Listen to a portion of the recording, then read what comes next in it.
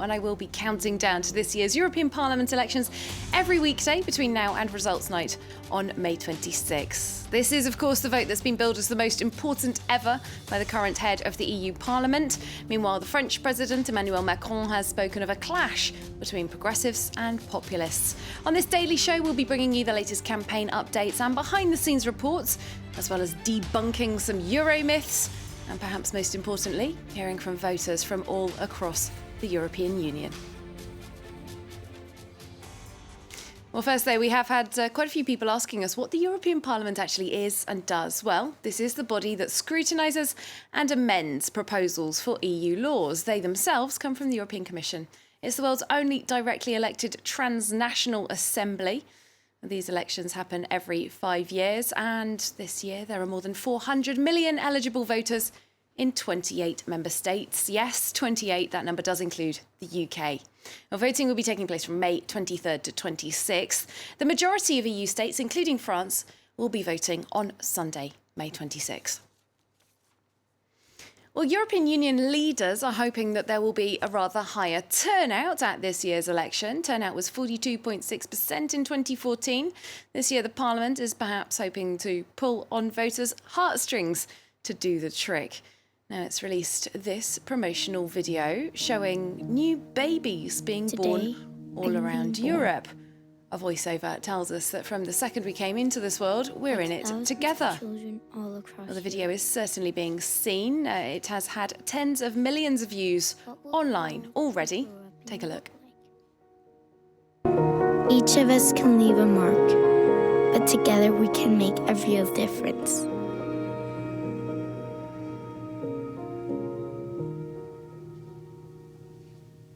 That's why we vote. Today, I'm being born. Choose the Europe you want me to grow up in. Well, as of today, France's would-be Euro politicians are officially on the campaign trail. There are 34 lists for voters to choose from in total. That is a record for France. Alongside the major national parties, there's also, for example, a royalist party, an animal rights party, even a list made up entirely of candidates younger than 30 years old. Not all of them will be able to send MEPs to the European Parliament, however. Only lists that attract 5% of the vote or more will be able to do that. Two key candidates made big European election pitches over the last couple of days. Former Europe Minister Nathalie Loiseau is leading President Macron's centrist and pro-EU list called Renaissance. She was joined in Strasbourg by the current Prime Minister, Edouard Philippe. Well, Loiseau's key message, that Europeans have to fight to stop the EU from being destroyed. We do not want a world in which the European construction of the founding fathers, Monnet, Schuman, Adenauer, Gasperi, Spaak, is destroyed. I don't want it for myself or my children. I won't let us take that risk.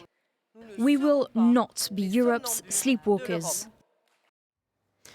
Well, elsewhere, the woman who's probably her biggest rival, the far-right leader Marine Le Pen, attacked President Macron and his policies in an interview on national TV station BFM. The stakes mean that if Emmanuel Macron gets the most votes, not only will he speed up his policies, since he will feel legitimate to do so, but he could also even take revenge over a period of humiliation inflicted on him by the Yellow Vests. And so I come to tell them, if you want to stop Emmanuel Macron's policies, his policies that you consider to be deeply unfair, then it is out of the question that he gets the most votes for the European election. Well, let's take a look at the latest polling then. Currently, there's almost nothing between the top two lists. On the latest poll published by Harris Interactive, you can see that Marine Le Pen's Rassemblement National is in fact in the lead on 22.5%. President Macron's list very slightly behind on 22%. In third place currently, we have the centre-right Les Républicains. That's the party of former President Nicolas Sarkozy. The far left are in the fourth place on 10%, with the Greens on 7%. Now, our reporting team has been out around the continent hearing about the issues that matter most in 11 of the member states, that is in the France 24 Europe tour. Today we're going to be zoning in on France. It is, of course, a founder member of the EU and has 47 million eligible voters. They'll be electing 74 members of the European Parliament. Well, regular viewers will be aware that the Yellow Vest protests have been massive, rowdy, and they've caught the attention of the president. Over recent weeks, Emmanuel Macron embarked on a massive listening exercise called the Great National Debate. Our reporter Clovis Cazelli went to find out whether the people are feeling heard.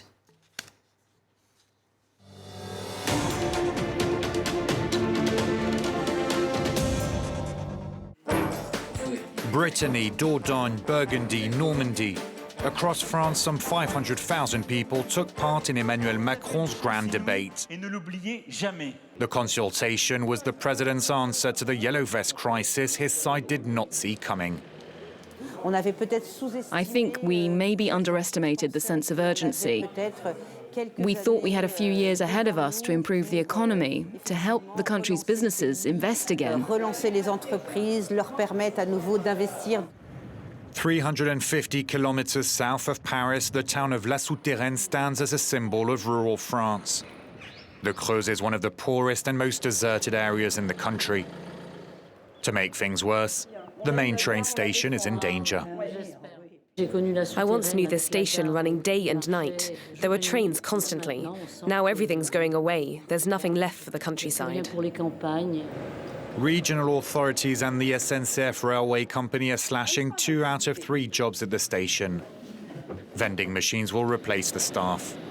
Mr. K is worried. This visually impaired physiotherapist takes the train every day. France's motto is liberty, equality, fraternity.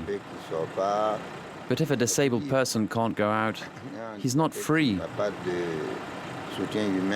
If he has no human support, where's the fraternity? And if he can't go to work, then there's no equality. The Creuse department was created during the French Revolution, and here people won't give up without a fight. But the local Yellow Vests have protested peacefully despite the general feeling of despair. Retired farmer Gérard joined the movement with his nephew Olivier, who's been struggling to make ends meet since he switched to organic farming. Did you get the subsidies for going organic? Still nothing. Okay, so nothing for the past 3 years, right? Not a single centime. The French state has failed to pay Olivier his subsidies, citing software problems. He can't even pay himself his usual salary of 300 euros a month. Gérard gets a state pension of 652 euros a month and hopes the Yellow Vests will be heard without standing in the European elections. The Yellow Vests are here to denounce what politicians and unions failed to achieve over the last 40 years. We're not here to replace them, but to tell governments the road to take. These farmers have seen their quality of life worsen over the years. I'm really passionate about what I do, otherwise I would have stopped a long time ago. Or I would have put a bullet in my head. I'm not joking, it makes me shiver. It's hard, but I'm going to try to pull through. Olivier believes in the European project, but he wants competition to be fair across the continent. Many in the Creuse feel neglected and hope Paris will acknowledge the importance of rural France. Our France 24 Europe tour has begun here in France. Next stop, Italy and Milan, where we'll be looking at the issue of migrants and how authorities there are dealing with the crisis. It has stirred much controversy since the new government, populist and far right, has taken office. See you soon. There you go. As Clovis said, we will be catching up with him tomorrow, and he's going to be taking us all around Europe over the next 2 weeks. You can see the itinerary there on your screen.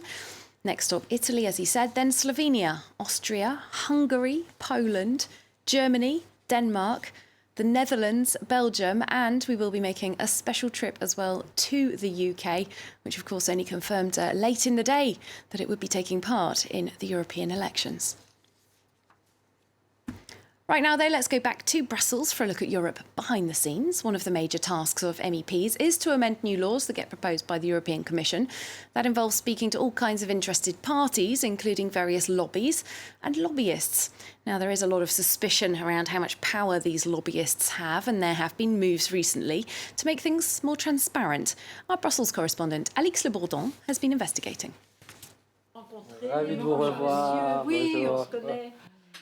Lobbyist and MEP, both integral cogs in the EU's machinery. Françoise Grossetête is a French member of the European Parliament representing MEPs' views on laws to do with medication. Today, the lobbyist is representing a charity that helps child cancer patients. This is an uncontroversial meeting about a subject that has wide support. But MEPs like Françoise often face suspicion over their meetings with lobbyists, such as when it's with a representative of one of the big pharmaceutical companies. For lobbying to be acceptable and accepted, it's important to meet with everyone. That's because MEPs need to have as broad and objective a view as possible.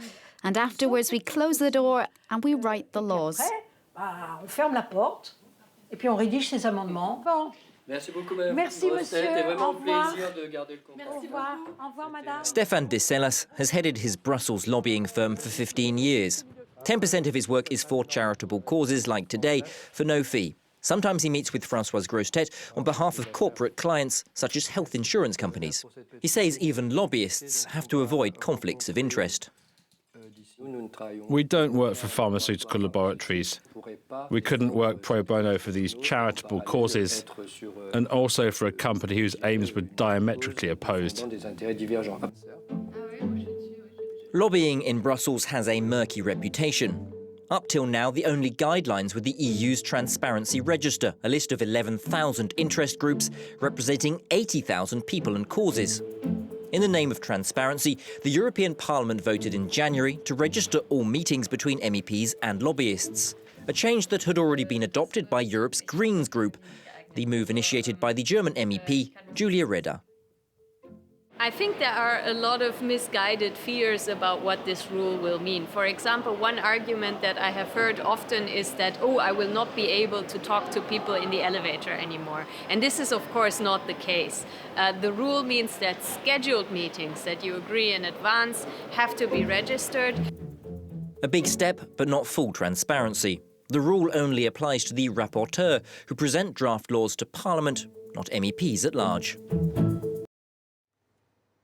Well, finally then, we are pretty big fans here on France 24's Europe team of debunking fake news. Today, a claim that crops up pretty often, that the European Parliament is actually powerless. So let's pick out the truth from the trash. Here's Roxane Runel with Fact or Fake. Is the European Parliament powerless? The European Parliament is not that important.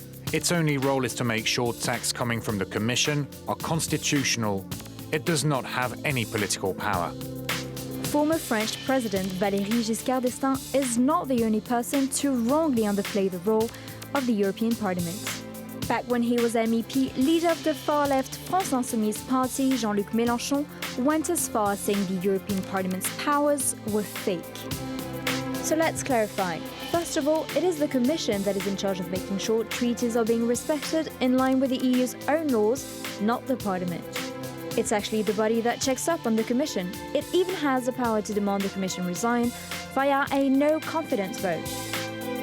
Over the years, via successive treaties, its powers have grown. In 2007, the Parliament became co-legislator in 85 different domains. That means the European Parliament and the Council have to come to a perfect agreement to pass laws in these domains. There are a few areas where the Parliament does not get a say. Competition policy and foreign affairs are the most notable examples.